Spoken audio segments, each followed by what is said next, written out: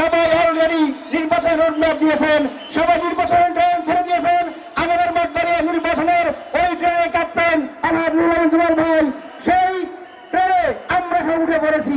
আমাদের তো প্রত্যেক গ্রাম থেকে, ওয়ার্ড থেকে, ইউনিয়ন থেকে প্রত্যেককে সেই নির্বাচনী ট্রেন উঠিয়ে নিয়ে আসা। এবং আমি একটা কথা বলতে চাই, আমি একজন প্রার্থী ছিলাম, আমি ঘুরে দেখেছি মঠবাড়িয়া আছে সব জায়গায়, শুধুমাত্র সব জায়গায় প্রতারণা। একটা কথা বলতে চাই, আসলে যদি সংসদ নির্বাচনে আমরা সবাই ধানের শীষ প্রতীকে সবাই ভোট দিবেন, এই বলে আমি বক্তব্য শেষ করছি। আসসালামু আলাইকুম।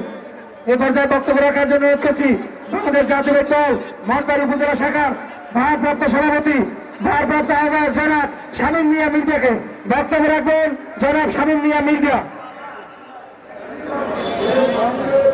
দানি সেবা থেকে দ্বিতীয়বারের মতো আরেকটি বিশাল মিছিল এসেছে। তোমাকে নাম আগেই বলছি, ধন্যবাদ তোমাকে আবারও।